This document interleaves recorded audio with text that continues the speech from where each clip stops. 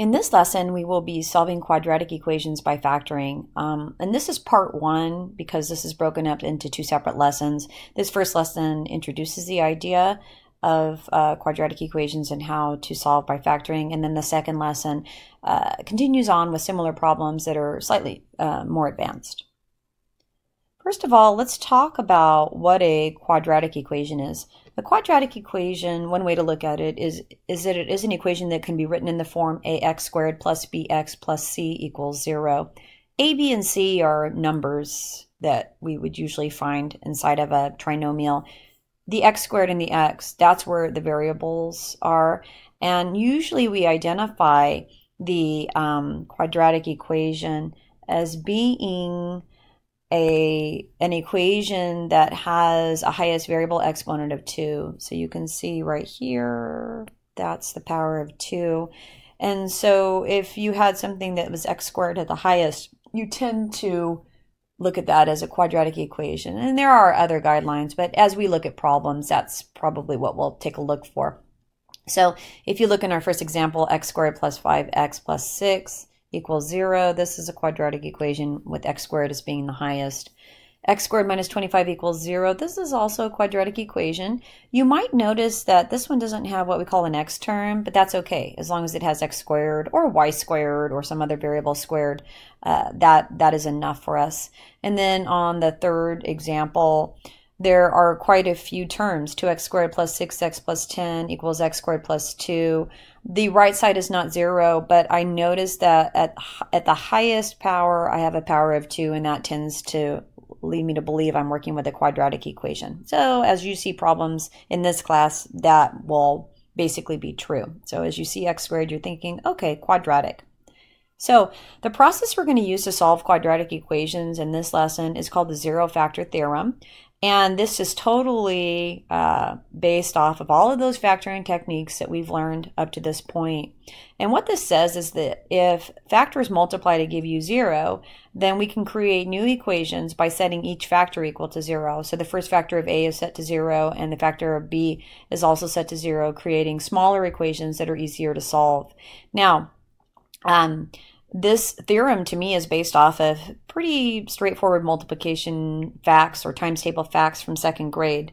If a times b equals 0, that means that either a or b or both of them is equal to 0. And so that's why we can break a and b apart into two equations set to 0, because any two numbers multiplying for 0, someone's got to be 0, or both of them. And so that's why we say a equals 0 or b equals 0.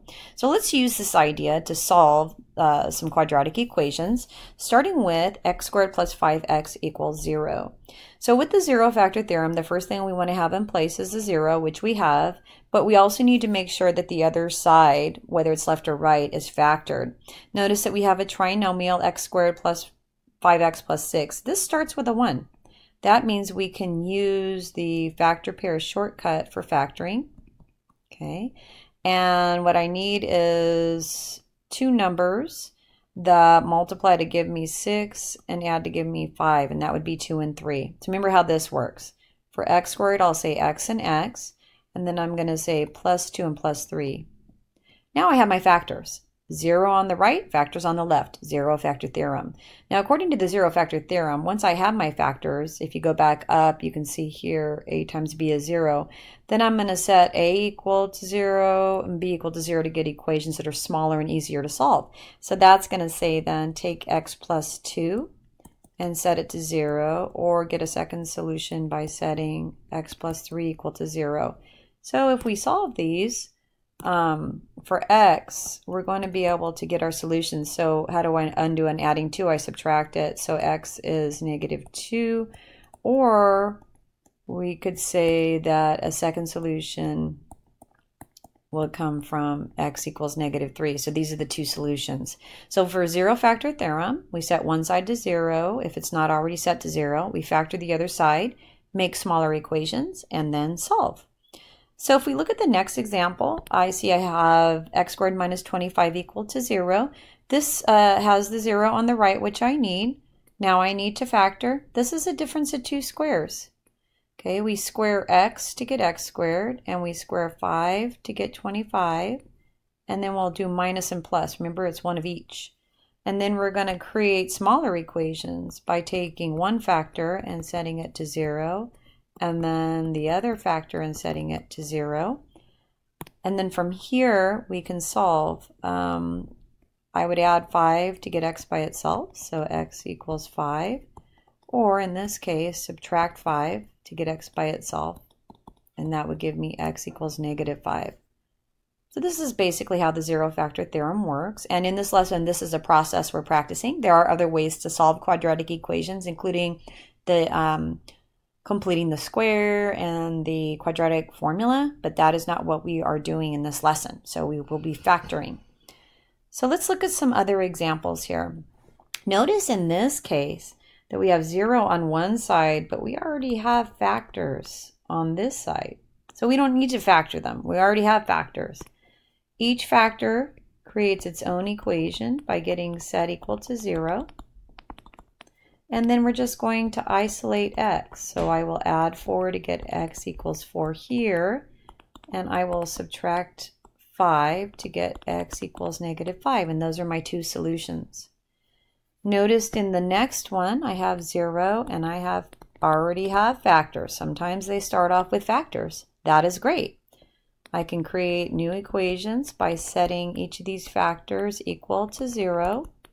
Okay.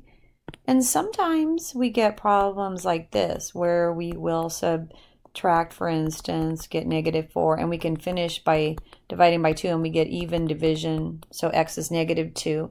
Other times in the like in the case of the second equation, if I add 7 to both sides and I get 3x equal to 7, when I go to divide by 3, 7 does not evenly divide by 3, so I'm going to say that x is equal to 7/3, and that's going to be my final form for the solution there, 7/3. Not a decimal because it wouldn't be an exact answer. When I go to the next example, again, I have 0 and I have factors. One of them is a factor of x. The other is a factor of x plus 5. The first one is already solved. X equals 0 is already has an isolated x. In the second one, I'll take 5 off both sides to get x equals negative 5. So this is telling me x is 0 or x is negative 5. In the next example, I have, again, 0. I have factors here. I'm good. So I'm going to set 2x to 0. I'm going to set x minus 4 to 0. Then in this first one, I'm going to divide by 2. That gives me x equals 0. In the second one, I'm going to add 4. And that's going to give me x equals 4. In the last row, 9x squared minus 4 equals 0. I do have my 0, but I don't have factors, so I do need to factor that. That appears to me to be a difference of two squares. So remember with difference of two squares, what do you square to get 9x squared? 3x. What do you square to get 4? 2.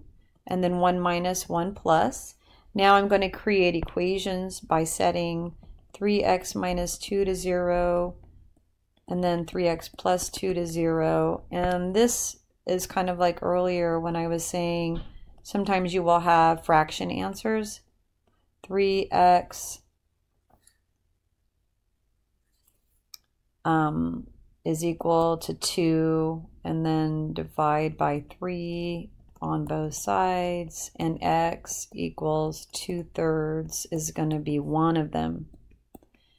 Take 2 off both sides, 3x is negative 2, divide by 3, x equals negative 2/3. Notice I didn't make a decimal because they don't divide evenly, so the solutions are 2/3 or negative 2/3. And then in the last example kind of looks like the one we just did. We have a 0, but this actually is not a difference of two squares. Notice that instead there's a greatest common factor of x. It's a little sneaky. So if I factor out x, I get 9x minus 4. Those are my two factors. So x gets set equal to 0, or we say 9x minus 4 equal to 0 will give us a second equation. I already have one solution, x equal to 0. In the other case, I need to solve for x. So I'm going to add 4 to both sides. That's going to give me 9x equals 4, and this is one of those fraction ones again.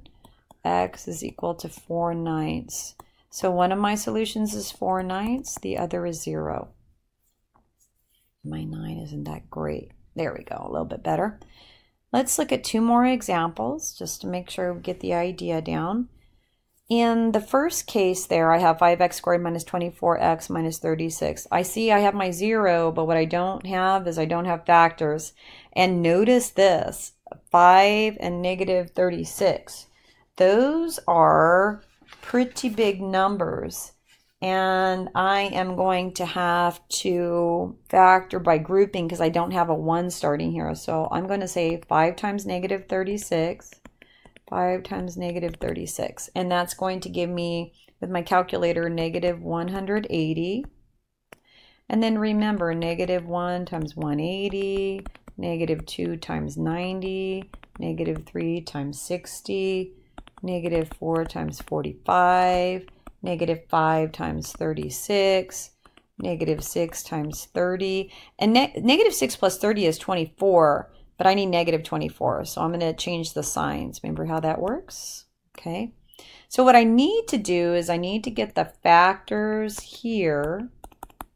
And so I'm going to kind of come over here to the bottom, and I'm going to factor that trinomial by grouping.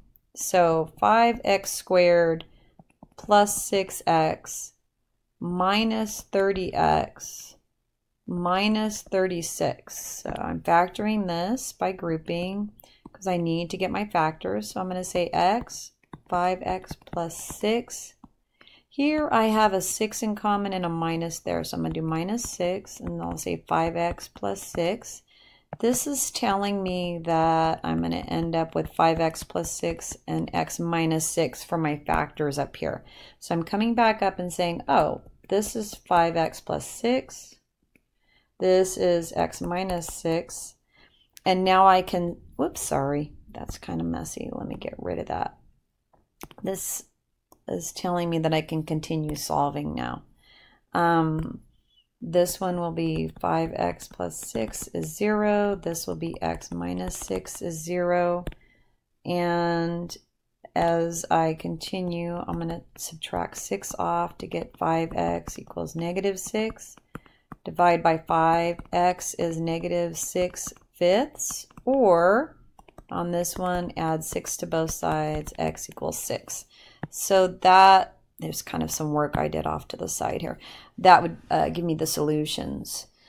In the last case, I have a 0, and I have a trinomial that starts with a 1, so I can use that factor pair shortcut on this one. So this one will become more of a quick problem. 1 times 25 is 25, and the factor pair is 5 and 5. 5 times 5 is 25, 5 plus 5 is 10. This tells me for x squared, I'll use x and x, and then plus 5 plus 5. You may notice here that you end up with the same 2 equations. What that means is you're going to get the same 2 solutions. And something that's a little strange about this, just so you know, there's really only one answer on this. The answer is x equals negative 5. Because if it's written twice, it's just the same thing twice, so you're only going to say it one time. If you go back to the previous example, it had 2 distinct solutions. The second example here is an example of one where there's only really one solution, even though you had 2 equations that developed from the factors. So this is an example. This last example is one that was a little strange because it had 1 solution. Normally with quadratic equations, we expect 2 solutions, but to be more accurate, we say we expect at most 2 solutions, sometimes 1. And I guess there are even cases where there wouldn't be a solution, but you shouldn't encounter any of those.